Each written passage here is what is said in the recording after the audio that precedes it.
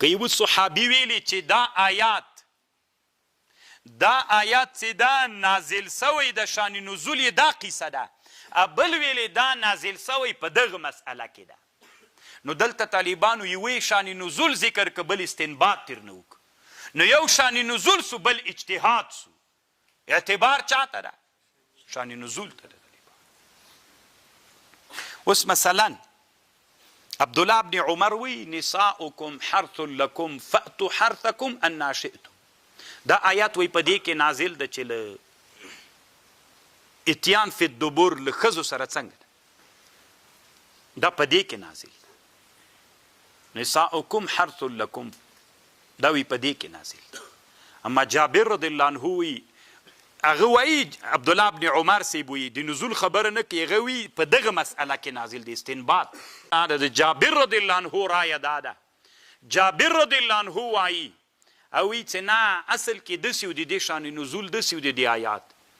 یهودانو به ویلي چې چا له خپلې ښځې سره اتیان وکړه د شا له طرف نه په قبول کې ولد چې پیدا سي احوالو کوکسترګی راځي. نو الله عز وجل دا آیات را نازل که نساؤکم حرث لکم فأتوا حرثکم انا شئتم.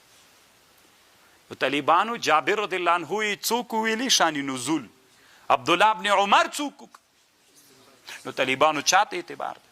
شان نزول ده. قرآن طالبانو ډیر جامع کتاب په همدغه مسئله باندې فأتوا حرثکم انا شئتم سیوطي کتاب جوړ کړی دی. ټولې انواع کنایي به درته وایم، ټولې انواع طالبانو له 200 قسمونه نه هم زیاتې کړي دي. څوک چې نه خاندي دې نه معلومیږي چې پوه نه دي. دا خندیدونکي پوه شو او ټولې ذکر کړي دي طالبان.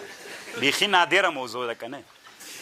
فأتوا حرثکم انا شئتم تر 250 نه هم اړولي طالبانو. دا کتاب ما سره شته طالبانو، خو اوس نوم نه درته ذکر کوم.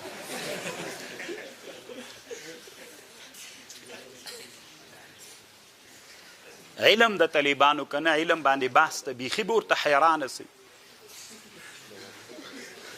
یوه خبرې طالبانو د ارجوحیم ذکر کړی دی. ټال پیژنئ؟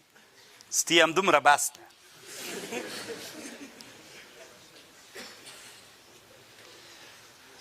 دویم دا د طالبانو که چیرته یو آیات را نازل، علم ډیر وږ د طالبانو، تاسې ډیر وړه پړي ورته اچولي دي. ملایانو غلط کړي یی، څو شیانو باندې غلط کړي درته وي همدا وایه بس ټول عمر دې پکې تیر کړي. عمر ډیر لږ د علوم ډیر زیات دي. وڅرېږئ طالبانو، دنیا کې وڅرېږئ، علوم وګورئ، زده یې کوئ، وایورئ چې لږ د دنیا د حالاتو نه خبر سئ. او موږ تاسو طالبانو الله دې موږ په حال رحم وکړي.